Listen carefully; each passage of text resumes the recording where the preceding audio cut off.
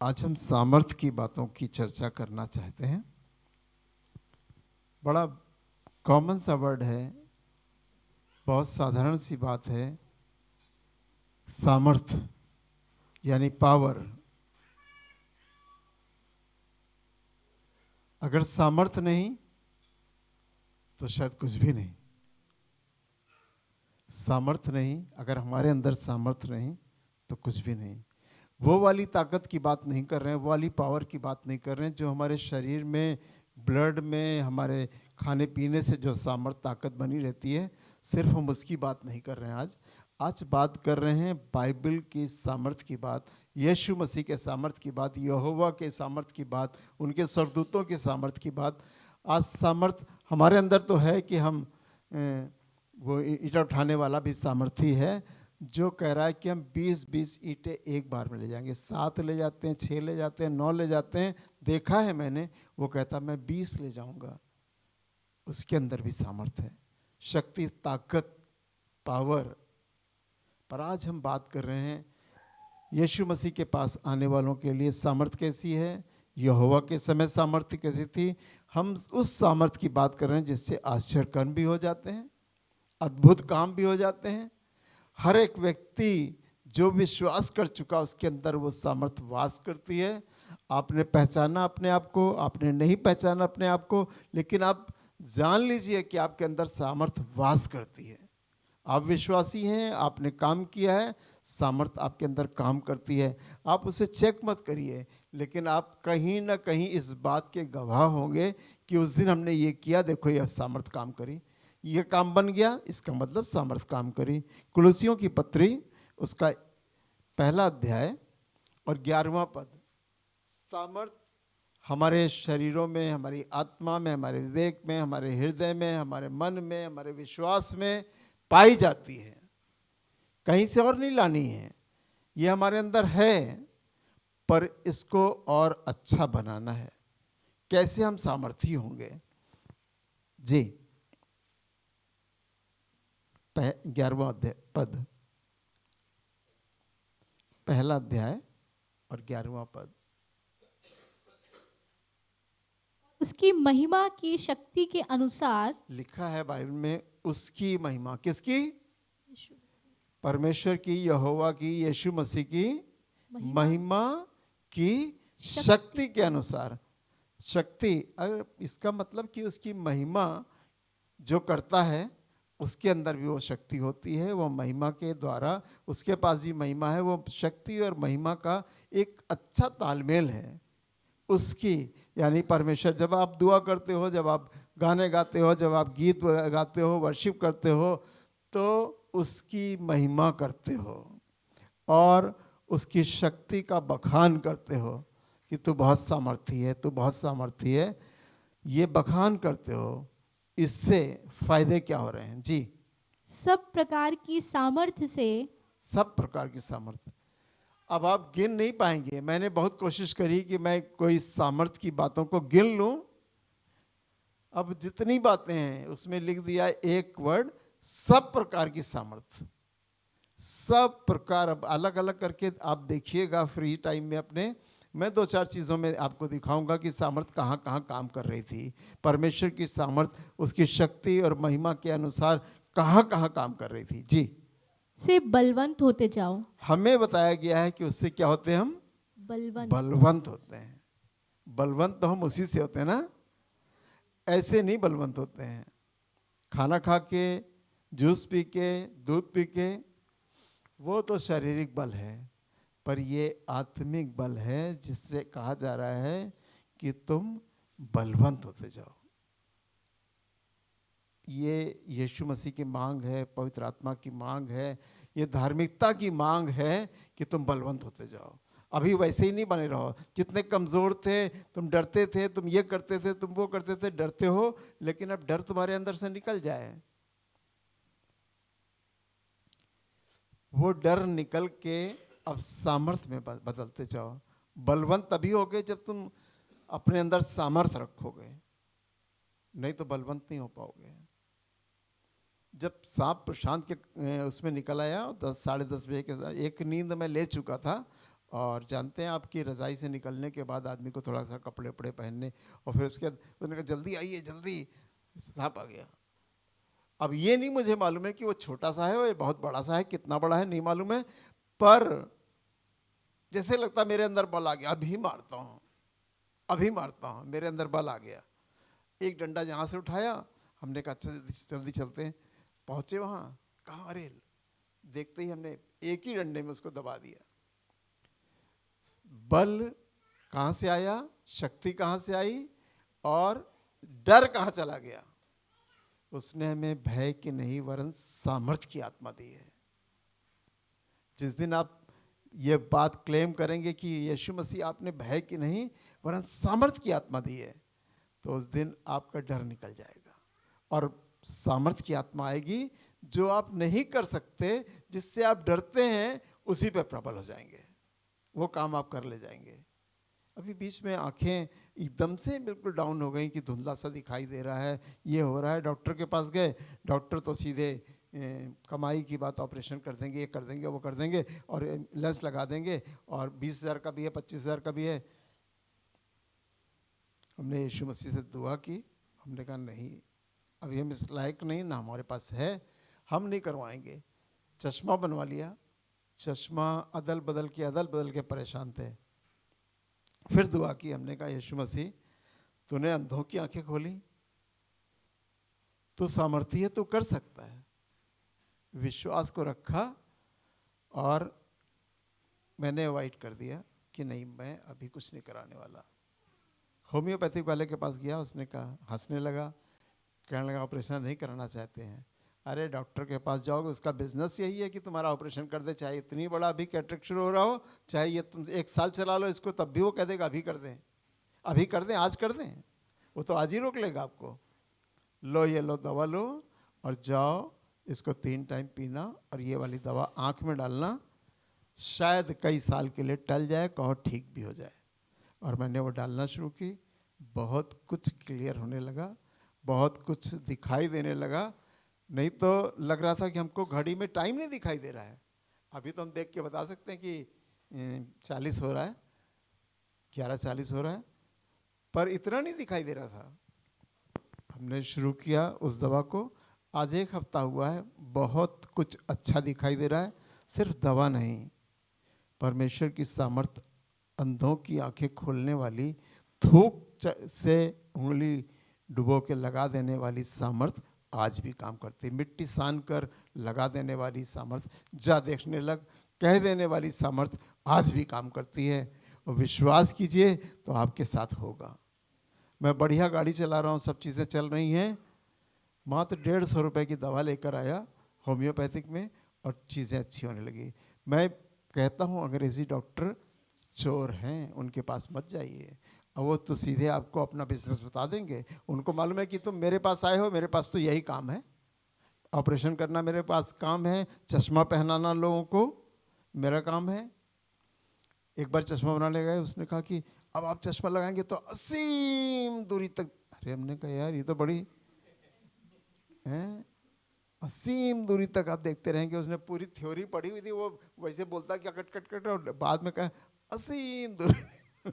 हमने कहा यार ये तो बहुत अच्छी बात है कि चश्मा पहन लेंगे, असीम दूरी तक देखेंगे। अब आज विश्वास में बढ़ने के बाद ये मालूम होता है कि आप खुदा में चलेंगे तो असीम दूरी तक देख लेंगे।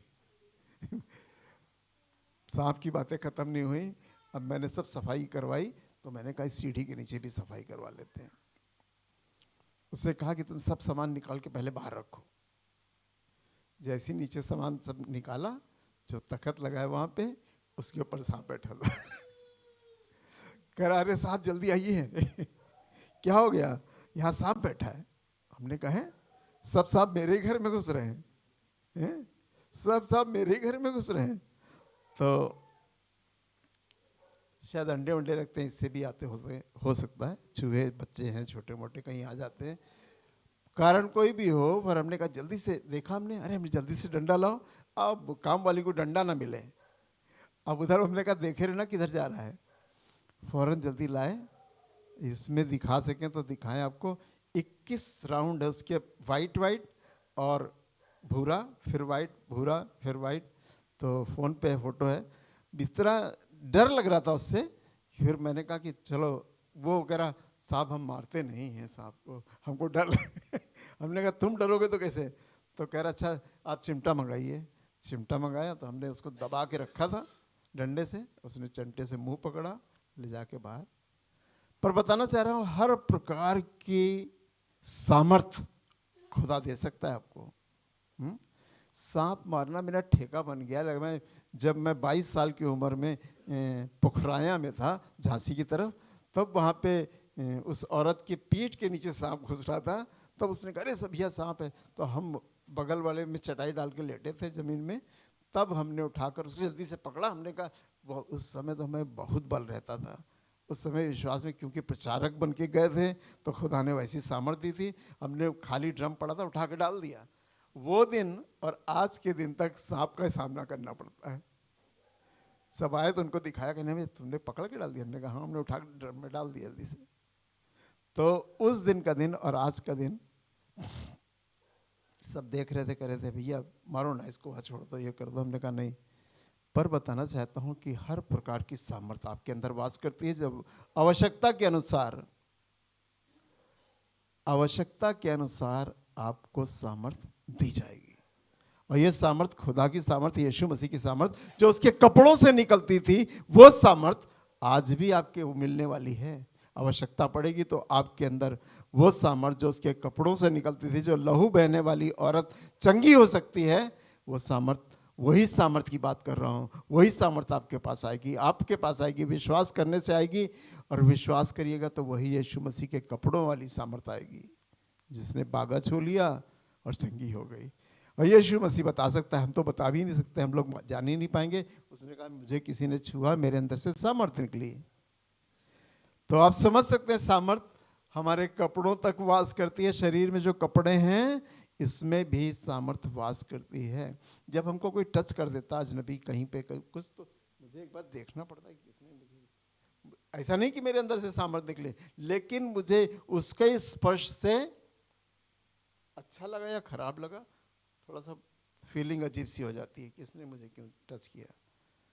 क्योंकि हमारे अंदर वो सामर्थ्य रहती है जो हमें सेफ करती है, जो हमें सेफ करती है। नशे वाले आदमी ने हमको क्यों छुआ, गंदे आदमी ने मुझे क्यों छुआ, इसने कैसे छुआ, वो हमें सेव करती है। जी, बलवंत होते जाओ, बस करें। अब आपको सामर्थ्य के बाद बताना चाहते हैं कि बहुत सी ऐसी बाइबल में चीज़ें लिखी हैं जो आपने 10 बार पढ़ी होंगी, पर उसको अपने आप के अंदर रिसीव करने की कोशिश नहीं करी। और चाहिए तो ये था कि उस सब चीज़ों को पा लेने के लिए हिम्मत करनी है कि हमें ये पाना है। तो आइए निकालें इफिसियों 6 अध्याय और 10वां पद। इफिसियों 6 अध्याय और 10 से 18 तक पढ़ेंगे। हम इस बात को पादरी बनने से पहले और बाद तक हम चाहते तो हैं कि ये सब चीज़ें हमको मिल जाएं। हम भी चाहेंगे और आप भी चाहेंगे, पर ये खुदा की मर्जी है कितनी चीज़ें आप उसमें से पा लेते हैं और कितनी चीज़ें आपको नहीं मिल पाती हैं। इफिसियों 6 अध्याय 10 से 18 तक पढ़ना है। इसमें सब चीज़ें नंबर वाइज लिखी हुई हैं। ये सब हमें चाहिए और इसी से हम सामर्थी बन जाएंगे, उसी से सिद्ध मनुष्य बन जाएंगे। जी, इसलिए प्रभु में और उसकी शक्ति के प्रभाव में बलवंत बनो। उसकी शक्ति के प्रभाव में बलवंत बनो। तो बलवंत बनोगे, सांप को उठा लोगे ना। विष पी लोगे तब भी तुम्हें कोई जहर दे देगा तो अभी तुम ना मरोगे। विश्वास है तो नहीं मरोगे। कोई जहर दे दे, उल्टी हो जाएगी, कोई बहाना लग जाएगा, लेकिन तुम ना मरोगे, क्योंकि यीशु मसीह की सामर्थ में हम बलवंत हैं। वो सामर्थ हमारे अंदर काम करती रहती है। जी, परमेश्वर के सारे हथियार बांध लो जी, कि तुम शैतान की युक्तियों के सामने खड़े रह सको। शैतान पहले समय से सांप का रूप लेकर आदम के ज़माने से और बाद तक चलता रहा। मूसा की लाठी जो थी वो सांप की तरह क्यों थी?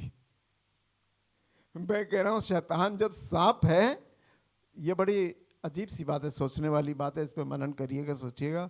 लेकिन मूसा की लाठी जो थी, देखा है उसकी असली लाठी जो कहीं तस्वीर में आपको दिख जाए, मैंने कहीं फोटो में देखा है कि जो लेके चलता था वो अजीब सी मुंह सांप की तरह उसका था। वो लाठी सांप की तरह क्यों थी? शैतान का सामना करने के लिए उसने पहले ही से सांप की लाठी लगी थी, देखो मेरे पास भी है और तुमसे बड़ा वाला है। क्यों? और जब मूसा ने तांत्रिकों को बुलाया गया और राजाओं के सामने रखा गया, तो मूसा ने क्या किया?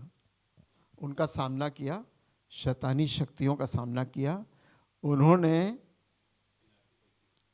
पहले उन्होंने अपने सांप बनाए और सांप छोड़ दिए, दिखाने लगे कि देखो हम तांत्रिक हैं। और राजा भी खुश हो गया, अरे भैया ये तो बताओ कहीं सांप थे नहीं और यहाँ सांप छोड़ दिए गए, इतने सांप छोड़ दिए गए। और मूसा ने भी कहा अच्छा, तो उसने भी अपनी लाठी फेंक दी, वो सांप बन गया और सांप बन के सारे सांपों को खा गया। अब जादूगर बताओ तुम क्या करोगे? अब बताओ क्या करोगे? तो सामर्थ उस काम में भी थी। अगर मूसा के पास ये वाली सामर्थ ना होती कि मैं अपनी लाठी फेंकूंगा, इसमें सामर्थ है और ये सांप बन जाएगी और सांप बन के सबको खा लेगी और फिर लाठी बन जाएगी बाद में। ऐसी सामर्थ जो पुराने जमाने से प्रकाशित वाक्य तक आती है, उत्पत्ति से और प्रकाशित वाक्य तक सामर्थ दिखाई देती है। आप प्रकाशित वाक्य पढ़िए, कई सामर्थ की चीज़ें आपको दिखाई देंगी। ऐसी सामर्थ, ये अद्भुत सामर्थ परमेश्वर की ओर से आती है और आपको इसमें बलवंत होना है, सीखना है, पाना है। ज़रूरी है कि हम इसको हासिल कर लें, हम इसको हासिल कर लें। जी, क्योंकि हमारा ये मलयुद्ध और मांस से नहीं।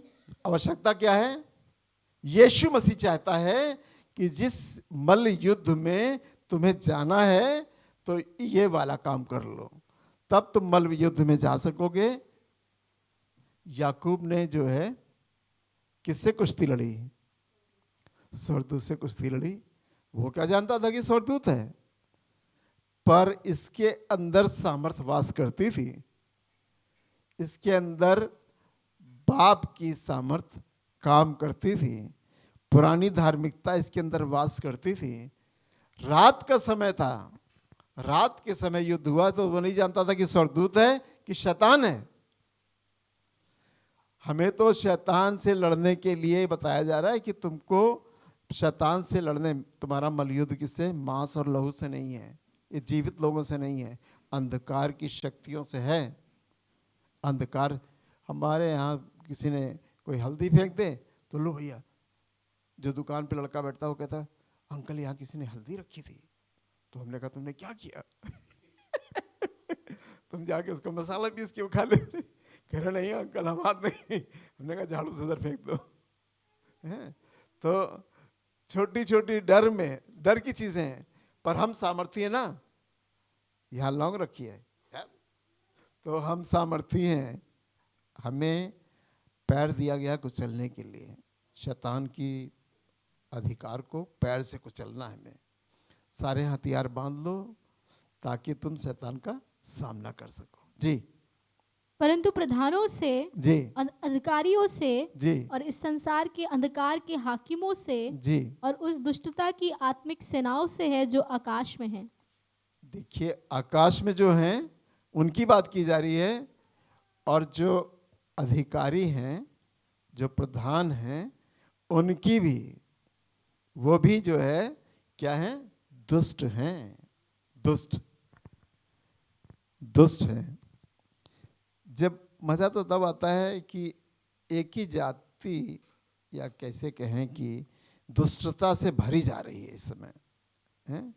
जो जिस समय जो माहौल चल रहा है, बपतिस्मा लेने वाला सब बपतिस्मा लेने जा रहे हैं। सांप के बच्चों, तुम्हें किसने जता दिया कि जाके पानी में डुबकी लगाओ और मर जाओ? पानी में डुबकी लगाओ और मर जाओ, हैं? लाशों की गिनती नहीं मिल रही है, अधिकारी बोल नहीं रहे हैं। खैर ये उनका काम है, वो करते रहे, अच्छा है। जो भावनाएं लोगों को ऐसे भड़का रही हैं, पर यहाँ तो समझदार लोग नहीं है। अगर समझदार होते तो शायद ऐसा ना करते।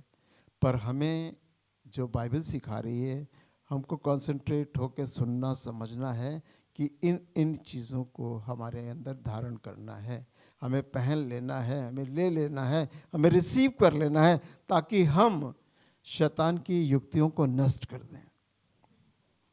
बहुत पहला दिन प्रशांत लोग चले गए, अब पूरे घर में हम अकेले हैं और एक निराशा भरी बातें हमारे दिल दिमाग में आने लगी। हमने कहा देखो हम अकेले हैं, ना ऊपर है कोई ना नीचे है, अभी मोनिल को बोलेंगे कि तुम आके सो जाओ। डराने वाली बातें हैं। हमने मोनिल को क्यों बोलेंगे, हैं मोनिल को क्यों बोलेंगे कि आके सो जाओ? नहीं मोटे तगड़े हैं तो सामने वाले बेड पे नहीं, ऐसा नहीं है। फिर हमने जो दुकान पे काम करता है उससे हमने कहा कि हम तुमको ले चले अपने यहाँ बेड पे सुला दे तो रात भर सो गए। रहा हमने कहा इसको क्या आए अपनी तैयारी की पढ़ने लगे तो नहीं ठंडा लग रहा है, नहीं ये हो रहा है। अब डिस्टर्ब करने वाली आत्मा भरपूरी से काम करने लगी, तो हमने बाथरूम का दरवाज़ा बंद कर दिया, फिर वाला दरवाज़ा बंद कर दिया, अब ये वाला कर दिया, फिर भी मन नहीं लग रहा है। नहीं, अब हमने कहा नहीं, अब हम तो पढ़ ही के मानेंगे। हमने कहा पढ़ेंगे। पूरा 1 घंटा बाइबल पढ़ी, उसके बाद यहाँ ये दुआ करी, वहाँ गए पलंग पे दुआ करी।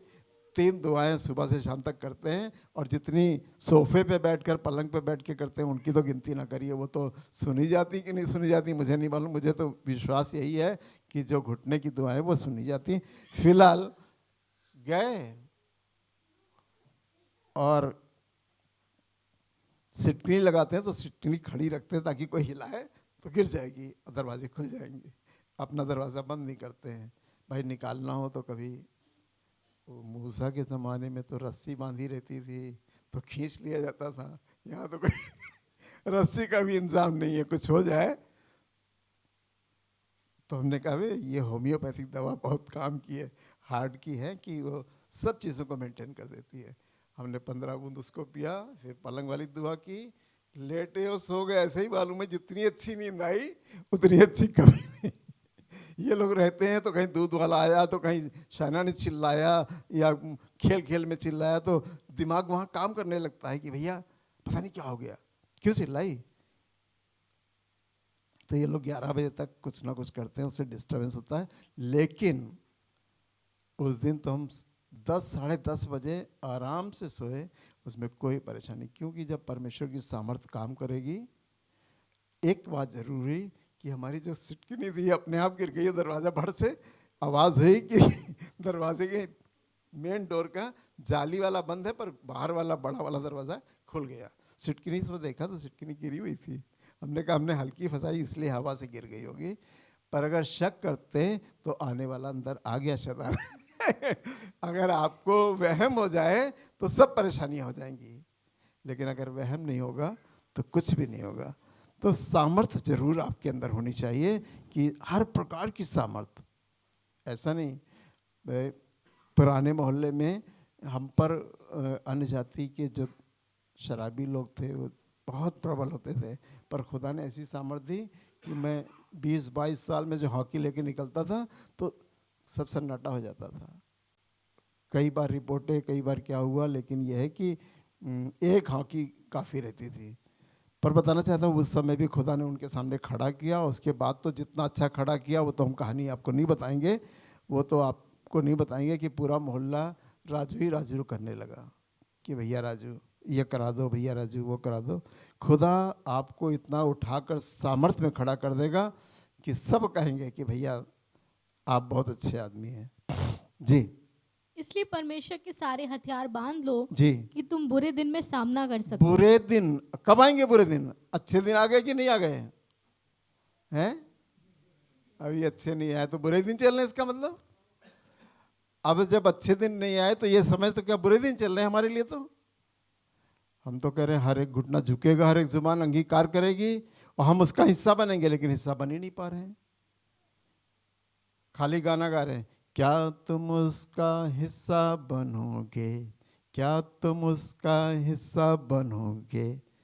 आओ सारे लोगों, खाली गाना गा रहे हैं, हिस्सा नहीं बन पा रहे हैं, क्योंकि अच्छे दिन नहीं आए, बुरे ही दिन आ गए हैं कि जितने सीमा में हैं हम उतने ही सीमा में हैं। सीमाएं घट रही हैं, बढ़ नहीं रही हैं, पर खुदा ने, देखिए,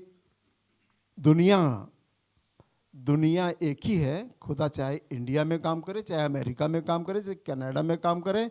आप जानते हैं कनाडा में क्या हालत रही? कनाडा, क्या बताऊं, मैं यहाँ से बहुत खुल के नहीं बोल सकता हूँ कि एक ऐसी दिक्कतें हैं कि अब यहाँ के लोगों को कनाडा निकाल दिया, या निकाल रहा है, या कुछ भी कर रहा है।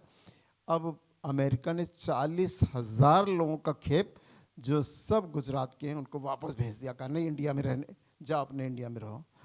क्या वो उसमें लिखा था, न्यूज़ में लिखा था कि क्या हो गया, अमृतकाल आ गया है, जाओ, अमृतकाल आ गया है, अब इंडिया में अमृतकाल चल रहा है, तुम यहाँ से जाओ और इंडिया में रहो। 40,000 लोगों की वापसी गुजरात में हो गई कि अमृतकाल में जाकर वहाँ रहो। वहाँ अमृतकाल आ गया। और जो डोनाल्ड ट्रंप हैं, वो देख रहे हैं यीशु मसीह के, एक तस्वीर बार बार दिखाई जा रही है फेसबुक पे, वो यीशु मसीह के पोशाक को बड़ी दूर से ऐसे चिल्ला रहे हो कस के। वो अगर आप फेसबुक खोलते हैं तो देखेंगे आप, उसमें चिल्ला रहे ट्रम्प कस के, और यीशु मसीह को पूरा देख रहे हैं। और वो बाइबल बेस्ड आदमी है, देखिएगा अभी क्या क्या चीज़ें करेगा, नई नई कानून ला रहा है।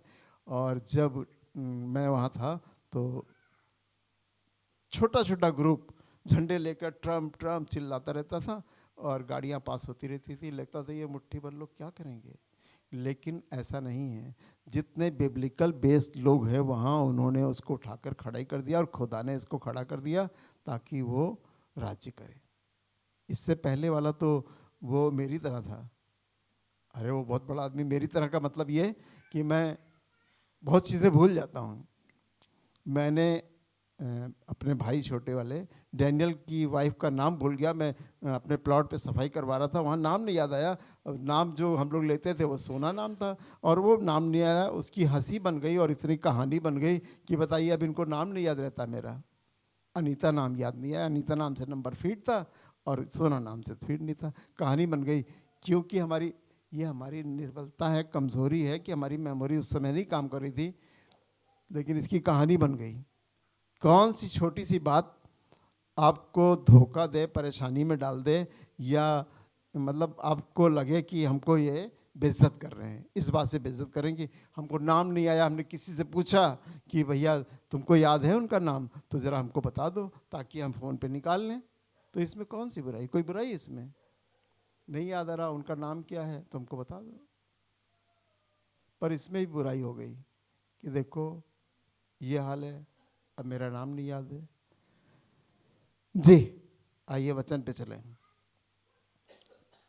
और सब कुछ पूरा कर कि तुम बुरे दिन में सामना कर सको और सब कुछ पूरा करके स्थिर रह सको। बुरे दिन में सामना करने के लिए यही बाइबल सामर्थ्य देगी, आपको सामना कर सकेंगे और सब कुछ पूरा कर सको। जो काम तुम्हें दिया गया है उसको पूरा कर सको, स्थिर रह सको। 18 तक पढ़ा। इसलिए जी, सत्य अपनी कमर कर। पहला हथियार शुरू हो रहा है। आप याद रखें या लिख लें, सत्य से अपनी कमर को, कमर कसने का मतलब, एक दवा आती है। मैं प्रियंका के जो डिलीवरी हुई थी तो मैंने लड्डू बनवाए थे, और यहाँ से लड्डू बनवा के कम से कम 5 किलो ले गया था। उसमें एक दवा डलवाई थी, कमर कस। किसी को मालूम है? क्या बताऊं, मैंने तो बहुत कम ही सुना नहीं किसी से, लेकिन इस बार जब लड्डू बना के ले गया था तो उस समय कमर कस एक आती है, उसको पिसवाया और उसमें लड्डू में डलवाया और लेके गया था। तो कमर कसने का मतलब मजबूती से खड़े होने वाला इरादा, मजबूती से खड़े होने वाला इरादा। यीशु मसीह के साथ हम मजबूती से खड़े हो सकें, कमर कस के खड़े हुए। आओ शैतान तुम आओ, देखेंगे क्या कर लोगे तुम। हमको चोर से, डकैत से, मारपीट करने वाले से, और शैतान से, और क्या सांप से, इन सब चीज़ों से डर नहीं लगता मेरे को। हमको डर लगता है, किस चीज़ से लगता है? मुझे तो याद ही नहीं आ रहा कि मुझे किसी से डर लगता है, क्योंकि लिखा है डरपोकों का परमेश्वर के राज्य में कोई काम नहीं। बाइबल में लिखा है अगर आप डरपोक बनेंगे तो परमेश्वर के राज्य से बाहर हो जाएंगे। तो मुझे तो किसी चीज़ से डर नहीं लगता। डरपोकों का परमेश्वर के राज्य में कोई काम नहीं। जी। और धार्मिकता की झिलम पहनकर, और धार्मिकता की झिलम, अब ये तो मैं पहना हूँ तो ये आप नहीं पहन सकते, लेकिन झिलम का मतलब होता है कि एक सेफ्टी वाली चीज़ें। और धार्मिकता की झिलम पहनाएगा कौन? जब आप धार्मिकता के काम करने लगेंगे, बिल्कुल मजबूत हो जाएंगे, तब आपको यीशु मसीह ही धार्मिकता की झिलम पहनाएगा। हम तो नहीं, मालूम ही नहीं कहाँ से मिलती है, अमीनाबाद में मिलेगी? नहीं, ये तो परमेश्वर की चीज़ है जो मांग मांग के आप पहनेंगे। यीशु मसीह हमको धार्मिकता की झिलम पहना दे। जी। और पाँव में मेल के सुसमाचार की तैयारी के जूते पहनकर। पाँव में मेल की तैयारी के जूते पहनकर, ये जूते मेल मिलाप के हैं। जी। और इन सब के साथ जी। विश्वास की ढाल लेकर स्थिर रहो। विश्वास की ढाल, हम विश्वासी हैं। मुट्ठी बांधे हैं, ढाल नहीं है, लेकिन ये ढाल है। मुट्ठी बांधी है, विश्वास की ढाल यही है कि तलवार मारेगा किसी पर रोक लेंगे। ढाल होती है तलवार को रोकने के लिए। जी। जिससे तुम उस दुष्ट के सब जलते हुए तीरों को बुझा सको। सब जलते हुए तीरों को बुझा सको। दुष्ट के सब जलते हुए तीरों को बुझा सको। हमें तीरों को बुझाना आना चाहिए। तीर तो बहुत से चलाए होंगे लोगों ने, पर उसको बुझाने के लिए हमें सिर्फ प्रेयर की ज़रूरत है, सामर्थ की ज़रूरत है, शक्ति की ज़रूरत है। जी। और उद्धार का टोप। उद्धार का टोप। उद्धार का टोप।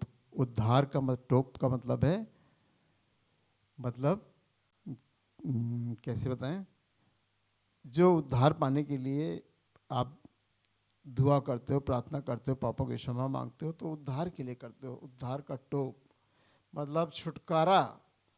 छुटकारा कैसे मिलेगा? हमने भैया नशे से छुटकारा पाया, हमने सिगरेट बीड़ी से, मसाले से छुटकारा पाया, हमने बुराइयों से छुटकारा पाया, गाली बकने से छुटकारा पाया, हमने झूठ बोलने से छुटकारा। जितनी चीज़ों से आपने छुटकारा पाया है, इसका मतलब उद्धार का टोप आपने पहन लिया है। जी। और आत्मा की तलवार। और आत्मा की तलवार। पतरस के पास तो उसने कह दिया था मेरे पास 2 तलवारें हैं। यीशु मसीह ने कहा कि जिसके पास ना हो जाकर पैसे अपना कुछ बेच के और तलवार खरीद लो। लेकिन यहाँ लिख रहा है कि आत्मा की तलवार।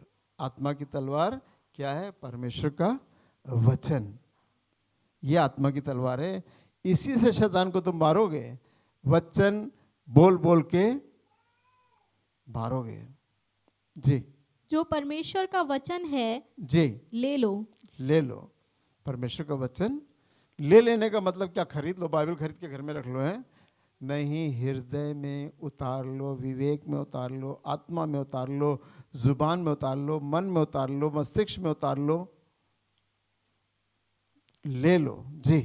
हर समय और हाँ, हर समय और हर प्रकार से आत्मा में प्रार्थना और विनती करते रहो। हर समय और हर प्रकार से। हमने पिछली बार ही बोला था कि कई बार हम लोग अपने आप गाना गाना शुरू कर देते हैं। और गाना, अगर आपने गाना शुरू किया, मैं इसको चेक करता हूँ जब देखता हूँ कि जब कोई खतरा आने वाला होता है, अभी कोई खतरा आने वाला था, गाड़ी चला रहा था, तो उससे पहले मेरे गाना शुरू हो गया, आत्मा में शुरू हो गया, फिर धीरे धीरे वो जुबान तक आ गया, जुबान तक आ गया, फिर गाने लगे। थोड़ी देर में देखा हादसा टला, हादसा टला। तो हमें मन में, आत्मा में कुछ न कुछ बोलते रहना, गाना गाना। पहले हमारे वाइफ बैठती थी स्कूटर, तो हालेलुया धन्यवाद ये वो, तो हम कहते थे क्या तुम हर समय भी तुम, लेकिन वो हार्ट की कमज़ोर थी। तो इसलिए वो हर समय सुरक्षा मांगती रहती थी। पर हम लोग भी अब करने लगे हैं। हम भी मतलब हर उम्र के हिसाब से आदमी कमज़ोर कहीं ना कहीं से होता है। ज़्यादा से ज़्यादा हालेलुया प्रेज़ द लॉर्ड हम लोग भी बोलते ही बोलते चलते फिरते हैं।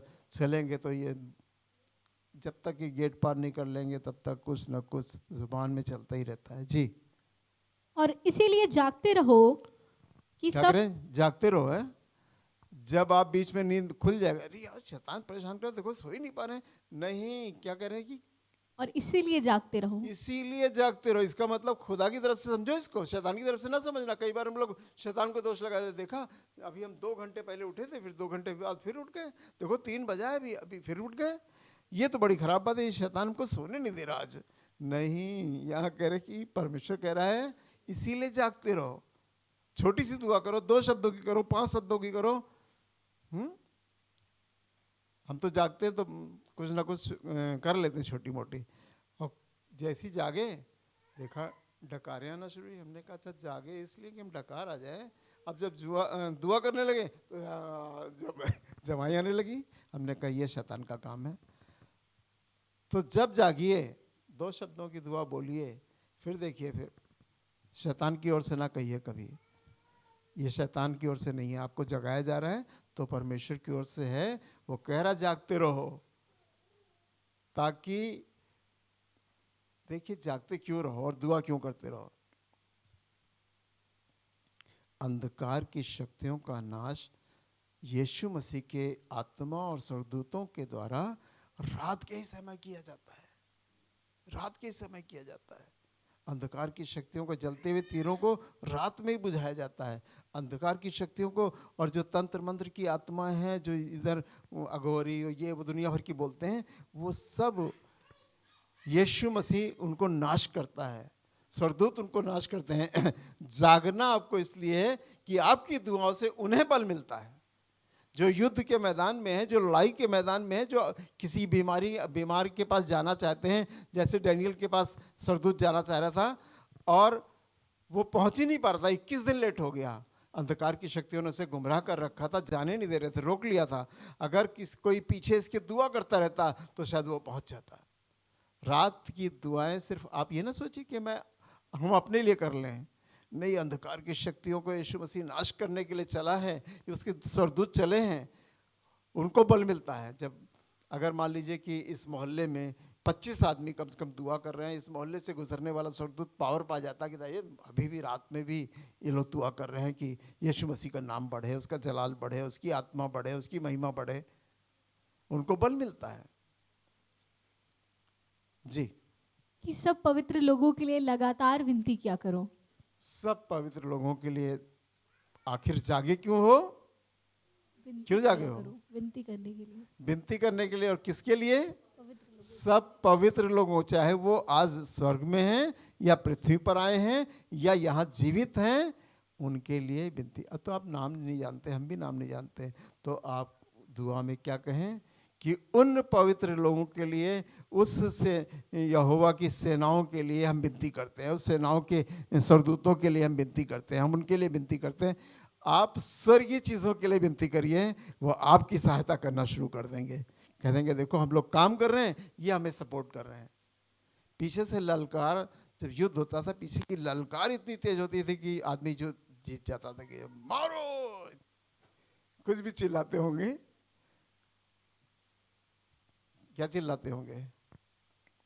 सेनाओं का यहोवा महान है, सेनाओं का यहोवा महान है, चिल्लाते होंगे। और ये लोग जोश में आते होंगे, आत्मा काम करना शुरू करती होगी और सामर्थ पाते होंगे और युद्ध जीत लेते थे।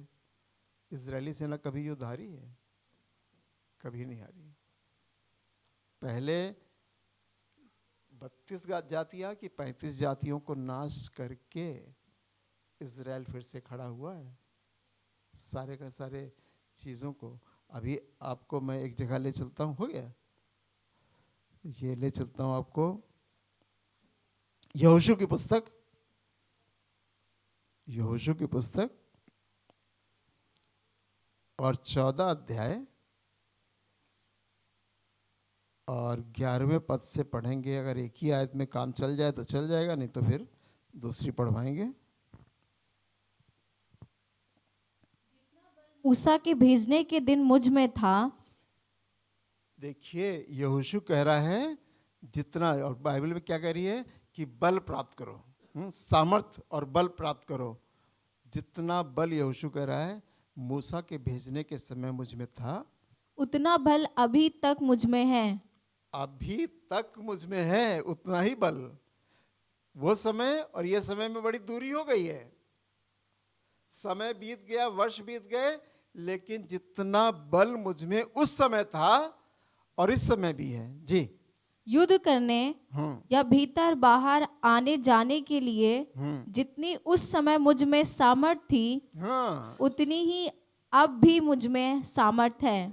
अब भी मुझ में उसमें सामर्थ्य है। अगर ऊपर की आयत को पढ़ें जरा सा, इसके ऊपर की आयत। और अब देख, जब यहोवा ने मूसा से ये वचन कहा था, तब से मैं 45 वर्ष का हो चुके हैं। 45 वर्ष हो चुके हैं। 45 वर्ष हो चुके हैं। जब मूसा से बात हुई तो 45 वर्ष हो चुके हैं। आपके कितने वर्ष हो चुके हैं यीशु मसीह के आने के बाद? हाँ भाई, 45 वर्ष हो चुके हैं यहोशू के जी। जिनमें इजरायली जंगल में घूमते फिरते रहे, उनमें यहोवा ने अपने कहने के अनुसार मुझे जीवित रखा है जी। और अब मैं 85 वर्ष का हूँ। 85 वर्ष का हूँ। अरे हम तो 70 में ही लड़खड़ाने लगते हैं ना। अभी कह रहा है कि मैं इतना बल मुझ में रखा है खुदा ने कि मैं 85 वर्ष का हूँ। अभी भी युद्ध करने, पहाड़ी पे चढ़ने, और पहाड़ों पे चढ़कर युद्ध होता था, ऐसे नहीं होता था, सिंपल जगहों पे नहीं होता था, पहाड़ियों पे चढ़ना पड़ता था। उतना बल 85 साल की उम्र में है। खुदा के लोगों, अगर आप खुदा के साथ चल रहे हैं तो बल पे बल प्राप्त करेंगे, बल पे बल प्राप्त करेंगे। अगर खुदा के साथ चल रहे हैं, खुदा के काम को कर रहे हैं, दुआएं कर रहे हैं, विनती कर रहे हैं, नहीं, खुदा किसी की मृत्यु से खुश नहीं होता है। वो चाहता है कि ये जीवित रहेगा तो मेरा काम करेगा, अभी जीवित रहेगा तो और दुआएं करेगा, ये पवित्र लोगों के लिए दुआएं करेगा। हैं यहाँ तो भैया उल्टी गंगा बहती हो, कहते हैं कि डूब मरे तो चलो, अरे ये तो वो हो गए, क्या कहते हैं, हाँ उनको मोक्ष मिल गया, मोक्ष मिल गया, सबको मोक्ष।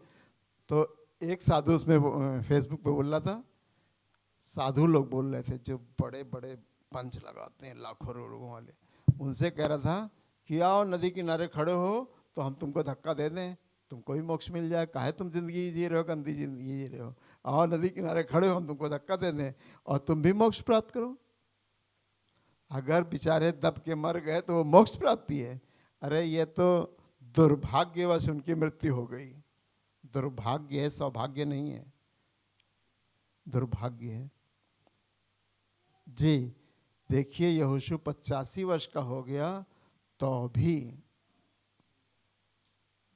सब काम कर लेगा, युद्ध भी लड़ लेगा, पहाड़ी चढ़ लेगा, ये कर लेगा, वो कर लेगा, सब कुछ कर लेगा, क्योंकि परमेश्वर का बल, सामर्थ उसके अंदर वास करती है। हमारे अंदर भी परमेश्वर की सामर्थ और बल वास करना चाहिए ताकि हम सामर्थी बन जाएं। अगर हम सामर्थी बन जाएंगे,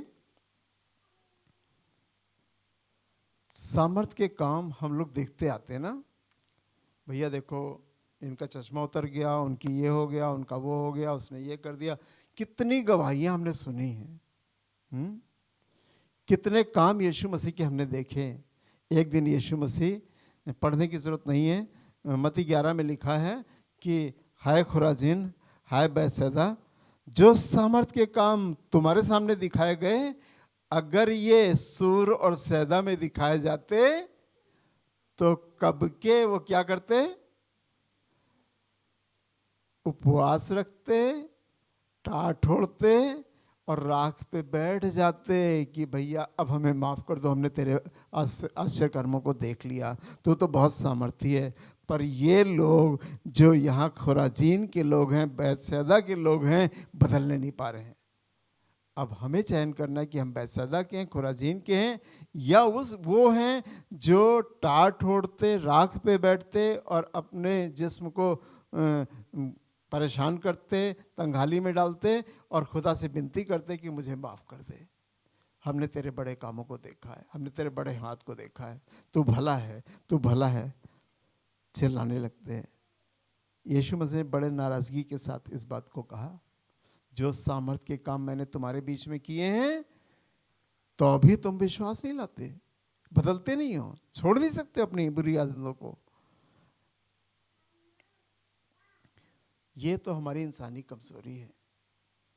इब्राहिम की पत्नी के पास जब स्वर्गदूत पहुंचे और इब्राहिम तंबू के बाहर था और सारा अंदर थी,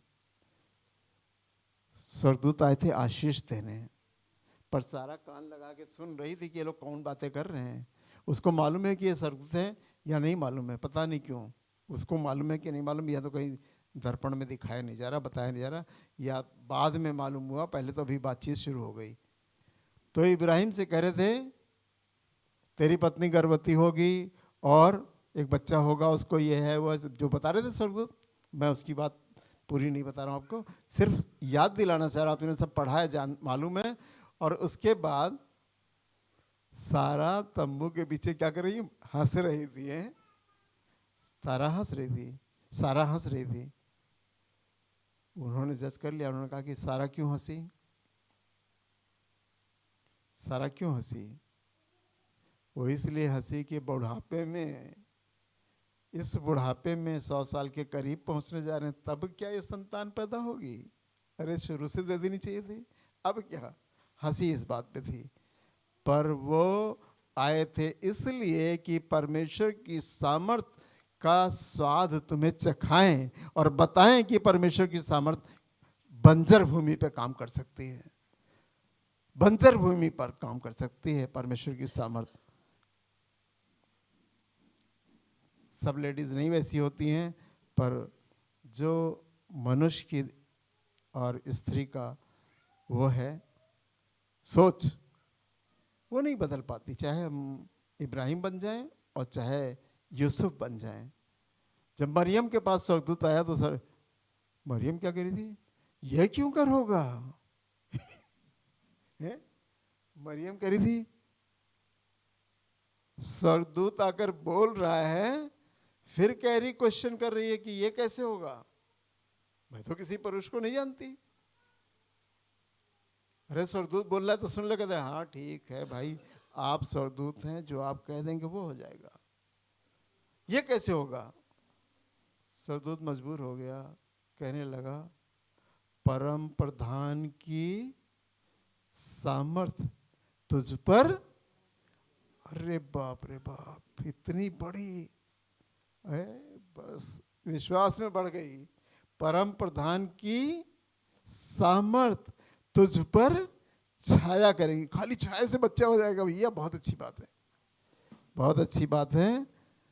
आज सामर्थ की बात को ले जाइए, और तुझसे एक पुत्र उत्पन्न होगा। इस पुत्र ने अपनी सामर्थ को लोगों को खूब दिखाया, फिर भी यहूदी विश्वास नहीं लाए, आज भी इंतजार करते हैं। पानी पे चल कर दिखाया, क्या सामर्थ नहीं? लाजर को जिलाया, क्या सामर्थ नहीं? अंधे की आंखें खोली, क्या सामर्थ नहीं? लंगड़ों को चला दिया, ये सामर्थ नहीं? दुष्ट आत्माओं से भरे हुए सेना वाली आदमी को छुटकारा दिला दिया, क्या सामर्थ नहीं? किस सामर्थ को ढूंढ रहे हैं अभी आप? सब कुछ आपने पढ़ लिया, सब कुछ आपने देख लिया, सब कुछ समझ लिया, और अभी तक आप उस सामर्थ को रिसीव करने के लिए तैयार नहीं है। कई बार तो हम इसलिए रिसीव नहीं करते हैं कि हमें साध्वी जीवन जीना पड़ेगा। घर में टीवी बेकार के लिए लगा, इतना 56,000 का, कितने हजार का लिया था, इतना बड़ा वाला टीवी दीवार में लगाने वाला, LED बोलते हैं ना, क्या बोलते हैं उसको। और अब हमने कहा नहीं टांगेंगे, तो प्रसाद ने कहा नहीं टांग दीजिए अपनी जगह पे, आप ना देखिए कोई बात नहीं। हाँ, अब साध्वी जीवन तो थोड़ा थोड़ा शुरू हो ही रहा है, खाली वही जपो बस वही है, और उसके अलावा तो अब बहुत सी चीज़ें अच्छी नहीं लगती। हाँ, खाना पीना तो अच्छा लगता है, रोज़ खाने अच्छे से अच्छे खाइए। यीशु मसीह चाहता तो वहाँ वो सब्जी और पूड़ी बंटवा देता, लेकिन उसने कहा नहीं, मछली रोटी। उसने कहा मछली रोटी बंटवाऊंगा आज। मैंने भी आज मछली बनवाई घर में, इसीलिए यीशु मसीह ने आज मैं मीट नहीं खिलाऊंगा, आज मछली खिलवाऊंगा तुमको। तो आज मैंने मछली जिस दिन मैं मछली खाता हूँ तो यीशु मसीह को बहुत याद करता हूँ। यीशु मसीह को बहुत पसंद थी मछली। 1 किलो मछली लाए, 6 पीस रुकवाए, बाकी तलकर हमको दे दो, आज हमको रोटी नहीं खाना है। पूरी मछली हमने तल के खा ली। यीशु मसीह भी खुश, हम मछली खा के खुश। काम वो करिए जो यीशु मसीह को पसंद हो। जो काम वो करिए जो यीशु मसीह को पसंद हो। ये मछली बनेगी तो यीशु मसीह की आत्मा आपके घर जरूर आएगी। क्या आप विश्वास करते हैं? आप विश्वास करते हैं कि नहीं करते हैं? हाँ, यीशु मसीह जब जी उठा तब उसने क्या किया? क्या किया है? हाँ, तलने की कोई जगह नहीं थी, तेल नहीं था वहाँ, सरसों का तेल नहीं था, चूल्हा नहीं था, तो उसने कहा आग जलाओ और मछली भूनो, मैं खा के दिखाता हूँ। क्यों नहीं? उसने कहा कि बटेर वहाँ पड़ी है, जाओ जो बटेर लेके आओ, बटेर बनाओ। उसने कहा मछली, ये वाइट मीट है, नुकसान नहीं करता कुछ, तो मछली जरूर खाइए। जब मछली बनाएंगे आपके घर में खुशबू से सांप आ जाएगा। ना, वहाँ हमारे वाइफ के ससुराल में ओबरा में जिस दिन मछली बनती थी उसका पानी धो के डाला गया तो सांप नाली नाली आ गया। कह रहे देखो ये बैठा है, आ गया पानी, मछली के पानी से आ जाता है, मछली धोने से सांप आ जाता है। चिंता ना करिए, आपके घर सांप नहीं आने वाला, मछली खाइए और यीशु मसीह को याद कीजिए तो मजा लीजिए, आनंद लीजिए और सामर्थ्य की बातों को भूलिए नहीं। आपको सामर्थी बनना है, आपको सामर्थी बनना है। कैसे सामर्थी बनेंगे? मैंने एक पंगा ले लिया यही चारबाग वाले पुल पे। कभी कोई लड़ाई झगड़ा हुआ था तो उसका पलटा लेने के लिए बहुत दिन से लोग मेरे पीछे लगे थे कि वो कांड बहुत बड़ा था, लेकिन अभी पलटा लेने के लिए ये लोग लगे थे। इनकी हिम्मत नहीं थी। मलियाबादी आते थे पहले केकेसी में पढ़ने और वो ग्रुप बना के खड़े रहते थे कि आज इधर से निकलेगा, आज इधर से निकलेगा। और उस दिन हम टिफ़िन लिए थे ऐसे हाथ से और इधर दाहिने बाएं देखते हुए चले आ रहे थे। पहले एक कूदा, फिर दूसरे कूदे, तीसरे, अरे इतने लड़के हम गिन नहीं पाएंगे, 12 थे कि 15 थे। सब ने उड़ाना हमको शुरू किया और सबको हमने उड़ाना शुरू किया। और इत्तेफाक से एक इंस्पेक्टर उधर से आ गया, अरे क्या हो रहा है, डांटा, सब भागे। हमको लग रहा हमको तो कुछ हुआ ही नहीं। अपने घर चले आए, अपने घर चले आए। कितनों ने हमको मारा, हमने कितनों को मारा। ये लड़कपन था, पढ़ाई का समय था, एजुकेशन का। तो सामर्थ्य उस समय बनाया। 15-12 लोगों का सामना करना बहुत मुश्किल काम है। एक बार और वारदात आपको बताते हैं, ये खुदा के लोगों के अंदर होना चाहिए। मैं आपको, आपके बच्चों को और आपको निडर करना चाहता हूँ। हम बॉटनिकल गार्डन में बैठे थे तो अब समझ लीजिए कोई अकेले तो जाके वहाँ बैठेगा नहीं, स्टूडेंट लाइफ थी, अकेले तो कोई बैठेगा नहीं। अब वहाँ बैठे थे और टिफ़िन लेके गए थे, बढ़िया खाना लेके गए थे, प्लानिंग से गए थे। तो वहाँ भैया बॉटनिकल गार्डन में जब दोपहर हुई तो खाना खाने, तो लड़के वहाँ नेशनल कॉलेज के आ गए, कह रहे खाना तो आज हम खाएंगे। हमने कहा तुम खाना खाओगे? वो 4, 6, 10 थे, पता नहीं कितने थे, अब तो याद नहीं। हमने कहा ठीक है, तुम खाना नहीं खाओगे। कुत्ते इंतजार में बैठे थे, टिफ़िन खुलेगा तो हमको ही मिलेगा। हमने खाना कुत्तों के आगे डाल दिया। हमने कहा खा लो उठा के कुत्तों से। हमारे अंदर भी बहुत बलवंत वाली चीज़ थी। अब भैया हमने कहा कि चलो, थोड़ी देर में चले गए। और जाने के बाद जब बाहर निकले, साइकिल का ज़माना था, अरे बाहर नेशनल कॉलेज के सामने से निकलना था, उन्होंने पकड़ लिया। उड़ाना शुरू किया और हमने उड़ाना शुरू किया। दोनों ने कस के उड़ाया, इधर भी रुक गई पब्लिक, उधर भी रुक गई पब्लिक। अकेले उड़ाया, इतना कुछ कहने के बाद। ये परमेश्वर की सामर्थ्य, ये परमेश्वर की सामर्थ्य। आपसे नहीं कह रहा हूँ कि ऐसे ऐसे मुकाम में जाइए, लेकिन जैसी जैसी परिस्थितियाँ आपके सामने आएंगी, खुदा वैसी वैसी सामर्थ्य आपको देगा। चाहे वो सांपों को कुचलने की हो, चाहे जिस परेशानी की हो। हमको तो अच्छी लगती है यीशु मसीह की बात कि डरपोकों का परमेश्वर के राज्य में कोई काम नहीं। तो इसका मतलब शहंशाह बन जाओ। अगर कोई मारने आएगा, 4 आएंगे तो हम 2 को मार लेंगे, तब हम मर जाएंगे, कोई बात नहीं। पर इतने सामर्थी बन जाओ। ये सामर्थ सिर्फ चंगाई के लिए भी है, ये लड़ाई के लिए भी है, ये आपकी ज़रूरत के लिए भी है, आपकी सुरक्षा के लिए भी, आपकी सहायता के लिए भी है, आपको वचन सिखाने के लिए। ये सामर्थ सब तरह का काम कर सकती है जैसी आपकी आवश्यकता हो।